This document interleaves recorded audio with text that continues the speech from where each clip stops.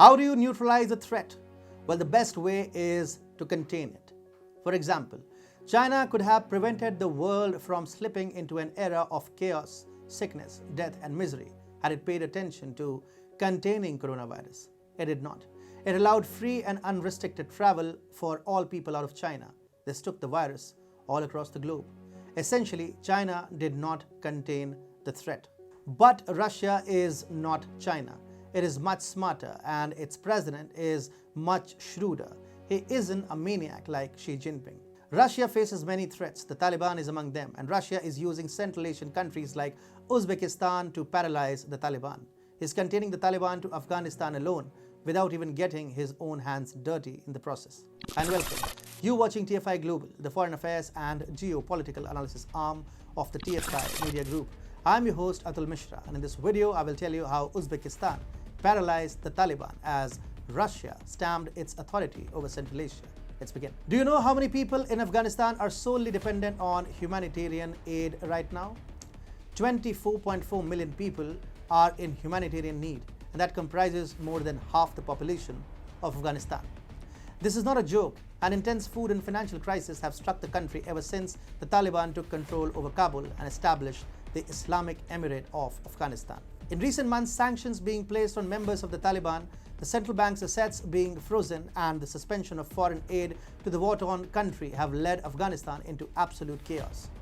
Such is the financial depreciation being faced by Afghanistan that the Taliban is not paying money as wages to the people, but is instead bartering their labor for 10 kilograms of wheat every day. Now, don't think for a second that wheat is grown in abundance in Afghanistan.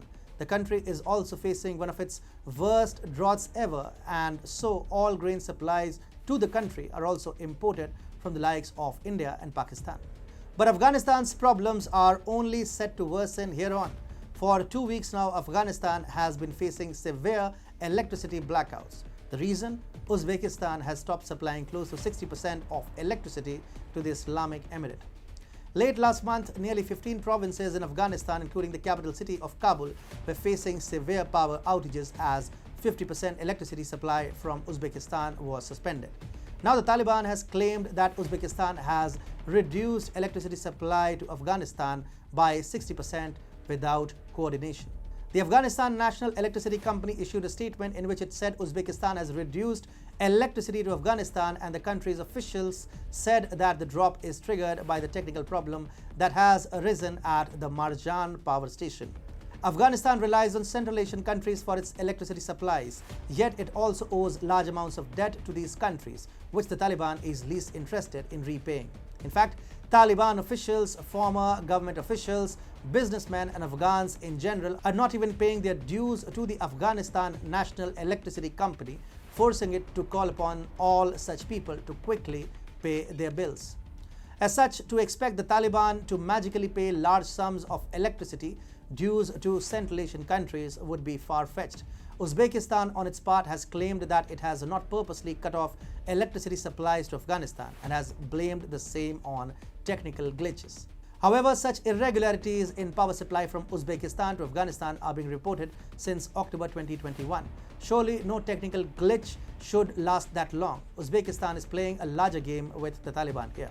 Russia is no fan of the Taliban. As we know, Moscow's influence in Central Asia has witnessed a significant upswing in the recent past. So much so that Russian troops were called in by the Kazakh government to control the violent anti-regime demonstrations it faced recently. Uzbekistan, until recently, was the most detached country from Russia. However, for it to disrupt electricity supplies to Afghanistan is indeed a testimony to the fact that Moscow wants to paralyze the Taliban using all Central Asian countries. The world has not recognized the Taliban regime in Afghanistan, and neither has Russia.